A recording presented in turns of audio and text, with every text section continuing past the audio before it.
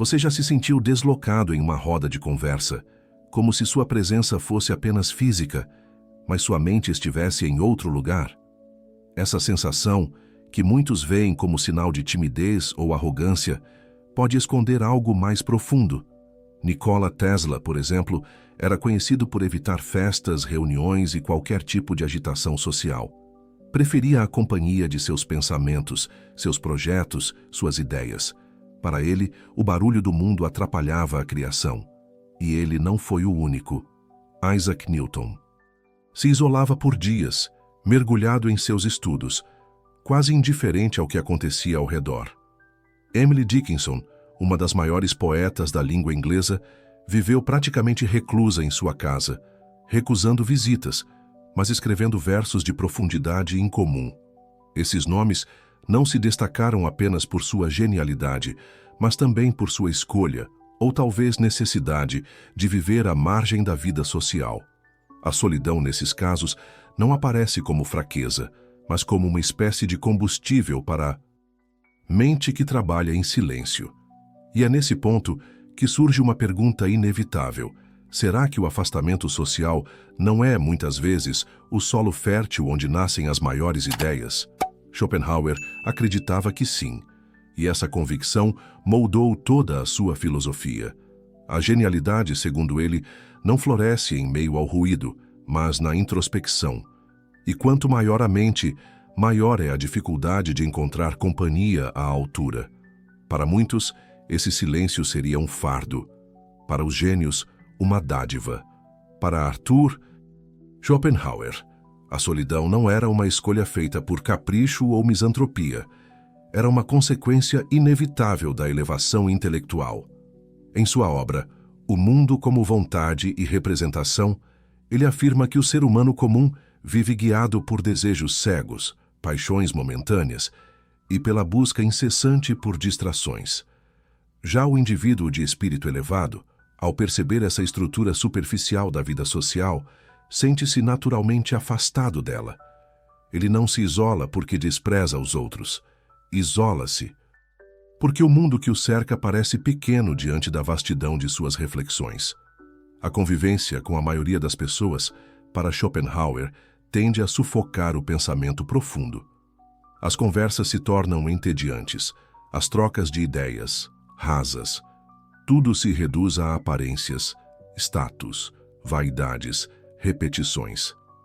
Nesse cenário, o pensador se vê como um estranho, não por arrogância, mas por incompatibilidade de interesses. Enquanto a maioria se ocupa com banalidades, ele busca compreender a essência da realidade, a estrutura do sofrimento humano, a natureza da existência. Schopenhauer foi direto ao afirmar: um homem só pode ser ele mesmo enquanto está sozinho, e completou com outra provocação: se não ama a solidão, não amará a liberdade, pois só quando se está sozinho é que se é verdadeiramente livre. Para ele, o isolamento não é um exílio, mas um abrigo. É ali, longe da agitação coletiva, que a mente encontra espaço para crescer, explorar, produzir. E é por isso que, ao longo da história, tantas figuras brilhantes acabaram seguindo o mesmo caminho. Não porque eram frias ou antissociais, mas porque o mundo interior delas era mais rico e complexo do que aquilo que encontravam do lado de fora. A superioridade intelectual, segundo Schopenhauer, cria uma barreira natural entre o pensador e o restante da sociedade. Não se trata de uma escolha elitista, mas de uma diferença real de interesses, profundidade e visão de mundo. Para ele, quanto mais alguém compreende a vida de forma ampla, mais percebe a distância entre seu modo de pensar e o da maioria. Essa lacuna se manifesta no dia a dia em forma de desconexão, frustração ou tédio diante das interações comuns. Enquanto muitos se entretêm com conversas sobre aparências, acontecimentos triviais ou disputas por reconhecimento, a mente reflexiva se sente deslocada, quase sufocada. O pensador não se satisfaz com o superficial. Ele busca sentido, verdade, estrutura. E ao tentar compartilhar essa busca com outros, muitas vezes encontra indiferença ou incompreensão.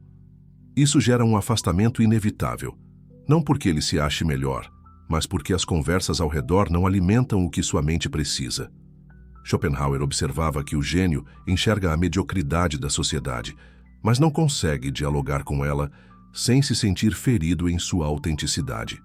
Ele não despreza o outro gratuitamente. Ele apenas sente que não há espaço para suas ideias mais profundas no teatro social. Isso não significa que a solidão seja fácil. Pelo contrário, ela pode ser pesada, melancólica, até cruel, mas para os mais lúcidos, viver entre distrações contínuas pode ser ainda mais doloroso. Nesse contexto, a desconexão social não é uma falha, e sim uma característica da lucidez. É um sintoma do pensamento que vai além do óbvio e já não se satisfaz com a superfície. A solidão, nesse contexto, é uma espada de dois gumes. Por um lado, ela protege a mente profunda da contaminação do ruído externo. Por outro, cobra um preço alto. Schopenhauer sabia disso. Ele não romantizou o isolamento de forma ingênua. Reconhecia que essa escolha, ou destino, podia levar à melancolia, ao desencanto, à sensação de estar permanentemente deslocado no mundo. A liberdade de pensar sem interferências vem acompanhada da dor de não ser compreendido, de não pertencer a lugar algum. Esse paradoxo aparece em quase todas as grandes figuras intelectuais da história. Friedrich Nietzsche, por exemplo, escreveu em Assim Falou Zaratustra que o filósofo é como um eremita que desce da montanha para compartilhar sua sabedoria, mas encontra rejeição e zombaria. O isolamento para ele era o preço da clareza. Quanto mais alguém enxerga, mais solitário se torna. Ver mais do que os outros é também suportar a dor de ser invisível para eles. Mas há uma diferença importante entre a solidão voluntária e a solidão imposta. A primeira é escolhida com consciência, como uma busca por introspecção, por autonomia, por profundidade. A segunda nasce do desprezo alheio, da exclusão social, do ressentimento da mediocridade, como Nietzsche chamou o impulso da massa de rechaçar aquilo que não compreende. Nesse segundo caso, o pensador não apenas se isola, ele é também empurrado para fora. E essa é talvez a maior tragédia do gênio solitário. Não é apenas a distância que ele toma da sociedade, mas a impossibilidade de construir pontes significativas com ela. Mesmo que tente, seus temas assustam, seu silêncio incomoda, sua intensidade parece exagero. Ele fala uma linguagem que poucos entendem, e aos poucos o mundo vai se afastando, ou ele se retira por cansaço, por desilusão. A solidão, então, torna-se uma espécie de exílio escolhido, mas também suportado. Um lugar onde o pensador encontra liberdade, mas também carrega o peso de saber que a compreensão plena, por vezes, é inalcançável. Nesse território ambíguo, entre a paz e a angústia, é que florescem as ideias mais potentes. É ali, no silêncio que grita, que nasce o pensamento que transforma o mundo, mesmo que o mundo, por muito tempo, insista em ignorá-lo. Ao longo dos séculos, o isolamento foi não apenas um traço comum, mas uma espécie de marca registrada entre grandes nomes da ciência, da filosofia e da arte. Não por coincidência, mas porque a solidão parecia oferecer a eles um espaço de construção profunda, um lugar onde o pensamento não precisava se defender, onde as ideias podiam ser cultivadas sem a interferência do olhar alheio. E esse padrão se repete em personalidades que mudaram o curso da história. Nikola Tesla passou boa parte de sua vida sozinho, em quartos de hotel, completamente envolvido em experimentos que pareciam estar décadas à frente de seu tempo. Era reservado, excêntrico, quase inatingível. Evitava encontros sociais não por timidez, mas por considerá-los distrações inúteis diante da vastidão do que se passava dentro de sua cabeça. Não fazia questão de aplausos nem de aprovação. Buscava o invisível, e nesse caminho solitário, construiu as bases do mundo moderno. Emily Dickinson transformou sua casa e seu quarto em um santuário criativo. Recusou convites Isolou-se até mesmo de familiares e amigos próximos. E ali, entre quatro paredes, escreveu poemas que atravessaram gerações. Ela não viveu no mundo, mas o reinventou por dentro. Sua escrita nasceu do silêncio e o silêncio foi seu principal interlocutor. Beethoven, ao perceber a surdez que se aproximava, não se entregou à tragédia. Pelo contrário, fechou-se ainda mais em seu universo interior e, nesse momento de maior isolamento, produziu algumas das composições mais intensas e revolucionárias da história da música. Sua dor não o destruiu. A solidão não o silenciou. Pelo contrário, ampliou sua voz. Isaac Newton, durante a peste que assolou a Inglaterra no século XVII, foi forçado a se afastar da universidade e a se refugiar no campo. Nesse período, sem distrações, longe dos debates públicos, ele desenvolveu a base da física moderna. Não foi no meio da multidão, mas na reclusão absoluta, que a gravidade ganhou forma teórica. Essas histórias não são apenas curiosidades biográficas. Elas revelam algo profundo. A solidão, quando escolhida como caminho de aprofundamento e não como fuga do mundo, pode se tornar um território fértil. É nesse silêncio que o pensamento amadurece. É no afastamento que a mente encontra sua própria frequência. E isso lança uma luz sobre o que Schopenhauer tentou dizer, que talvez a genialidade exija espaço. Não espaço físico apenas, mas espaço existencial. Um intervalo entre o ser e o mundo. Uma distância que não anula a vida, mas a aprofunda. Esses gênios não estavam apenas sozinhos, estavam em comunhão com aquilo que ninguém mais conseguia enxergar. E talvez seja esse o verdadeiro preço da lucidez. Schopenhauer compreendia a solidão como uma inevitabilidade, mas também como uma escolha estratégica. Para ele, o verdadeiro pensador não precisava se exilar completamente da sociedade, mas deveria aprender a navegar por ela sem se deixar arrastar. Isso exigia um tipo de desapego que ia além da simples indiferença. Era uma postura filosófica, estar no mundo sem pertencer a ele, observar sem absorver, ouvir sem se contaminar. Esse desapego não é frieza, é clareza. Não se trata de rejeitar as pessoas por completo, mas de compreender seus limites sem frustração. Schopenhauer via a convivência social como uma peça de teatro, com papéis predefinidos, máscaras cuidadosamente mantidas e diálogos repetitivos. O problema, para ele, não estava na convivência em si, mas na superficialidade que costuma dominá-la. Era possível estar presente sem estar preso, participar sem se envolver demais. Essa mesma atitude é ecoada no estoicismo.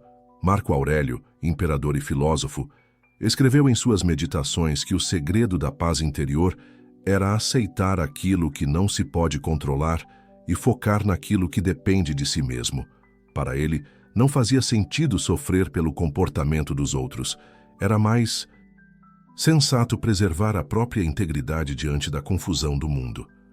A sabedoria consistia em manter a mente firme, mesmo em meio ao caos.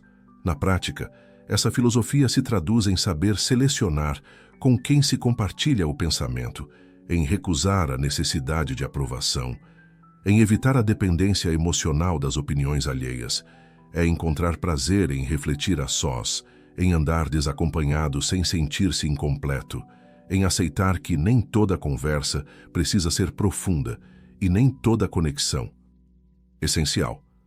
Schopenhauer acreditava que o homem elevado deveria cultivar um certo distanciamento sereno. Não o isolamento completo, mas uma presença estratégica. Ele sugeria interações mínimas, mas bem escolhidas. Poucas conversas, mas significativas. Poucos laços, mas verdadeiros. O objetivo não era desaparecer, mas preservar-se. Em tempos de redes sociais, de exposição constante, de urgência por pertencimento, essa lição se torna ainda mais relevante. Não é preciso se afastar do mundo para proteger a mente, mas é preciso aprender a se preservar dentro dele. O desapego não é ausência de sentimento, é presença de consciência. E é isso que diferencia o pensador profundo daquele que apenas reage ao que o cerca.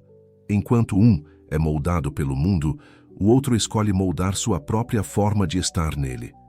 Chegamos ao ponto mais delicado da jornada, a solidão como uma experiência ambígua. Para alguns, ela é abrigo.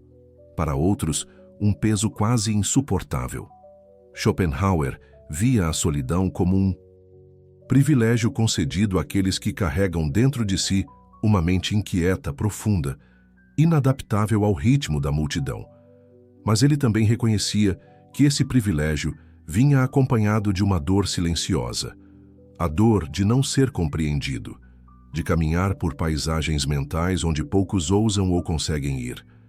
Mesmo os grandes pensadores que abraçaram o isolamento não saíram ilesos. Emily Dickinson sofria crises intensas de angústia e desânimo. Nietzsche, por mais que exaltasse a força da solidão, escreveu páginas e mais páginas sobre o sofrimento de estar só diante da verdade.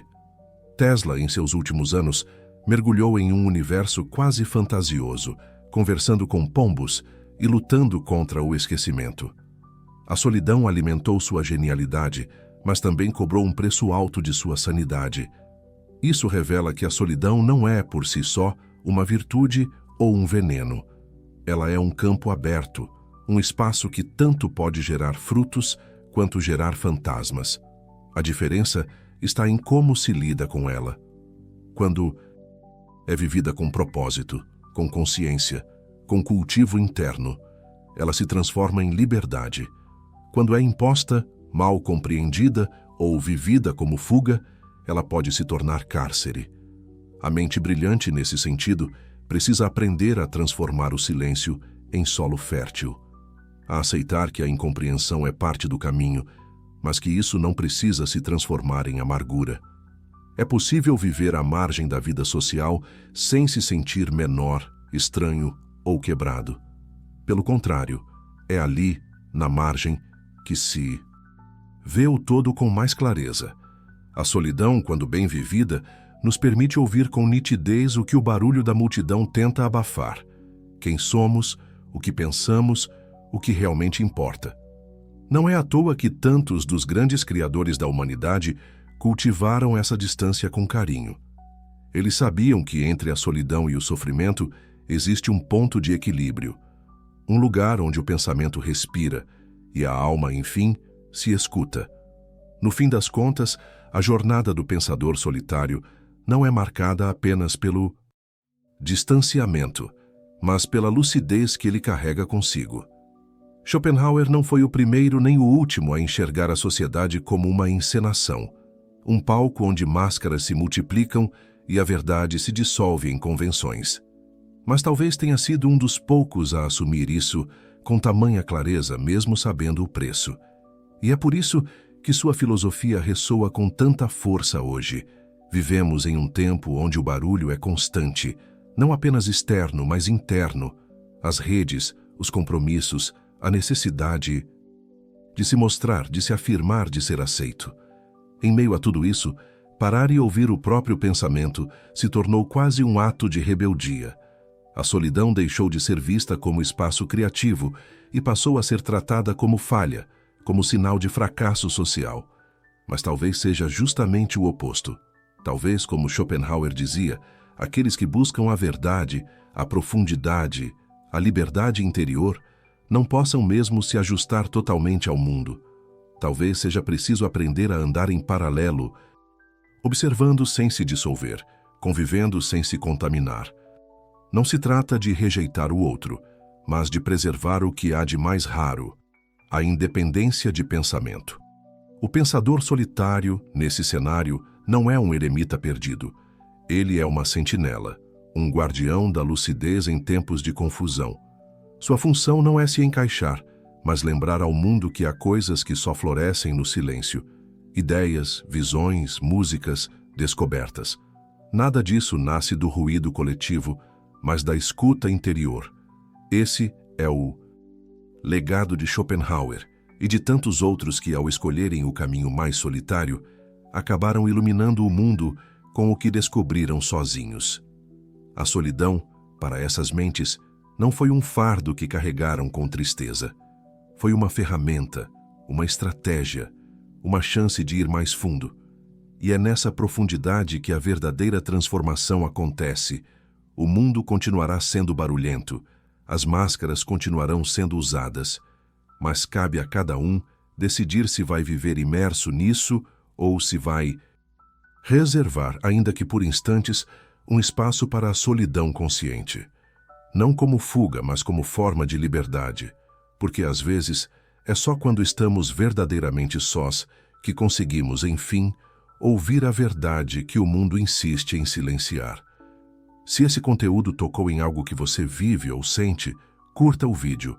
Isso ajuda a levar essa mensagem para mais pessoas que também se sentem deslocadas no barulho do mundo.